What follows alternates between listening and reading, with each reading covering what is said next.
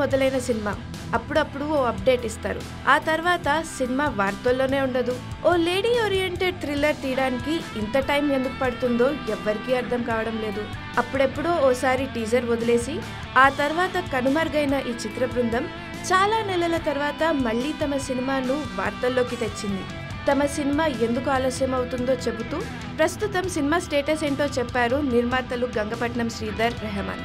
Lady oriented film అని, చిన్న cinema అని తాము ఏమాత్రం రాజీ పడలేదని, స్క్రిప్ట్ డిమాండ్ దృష్ట్యా అమెరికాలోని అద్భుతమైన లొకేషన్స్లో షూటింగ్ జరిపామని, పోస్ట్ ప్రొడక్షన్ కార్యక్రమాలు కూడా అక్కడే జరుగుతున్నాయని, సినిమాల్లో విజువల్ ఎఫెక్ట్స్ చాలా ప్రాధాన్యమని, ఆ పని కూడా చాన్నాళ్ళ నుంచి జరుగుతుందని, అందుకే సినిమా ఆలస్యం అవుతుందని వెల్లడించారు నిర్మాతలు.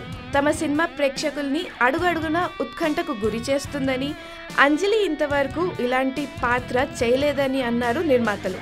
పిల్ల జమీందార్ ఫేమ్ అశోక్, సుకుమారుడు లాంటి ఫ్లాప్ తర్వాత దర్శకత్వం వహిస్తున్న చిత్రం ఇది. ఇందులో అంజలితో పాటు సప్తగిరి, సాక్షి గులాటి, రాజా రవీందర్ తదితరులు ముఖ్య పాత్ర పోషిస్తున్నారు. సెల్వా గణేష్ సంగీత దర్శకుడు. త్వరలోనే సినిమాను పూర్తి చేసి సెప్టెంబర్లో ప్రేక్షకుల ముందుకు తెస్తామంటున్నారు నిర్మాతలు.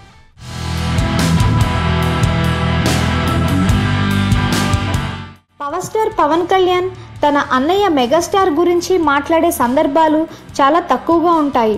మాట్లాడిన కొన్నిసార్లు కూడా మనసులో మాటను నిర్మోహమాటంగా చెప్పేయటం పవన్ స్పెషాలిటీ. ప్రస్తుతం పవర్ స్టార్ యూకేలో ఉన్న విషయం తెలిసిందే. యుక్త ఆధ్వర్యంలో జరుగుతున్న ఓ ఈవెంట్కి పవన్ స్పెషల్ గెస్ట్గా హాజరయ్యాడు. ఈ సమయంలో పవన్కి అక్కడ అతిథుల నుంచి ఓ ప్రశ్న ఎదురైంది. ఈ క్వశ్చన్ అండ్ ఆన్సర్స్ను ఫేస్బుక్లో లైవ్ టెలికాస్ట్ చేయటం విశేషం. జనసేన అధిపతి అయిన పవన్కి మెగా వారసత్వం ప్రశ్న ఎదురైంది.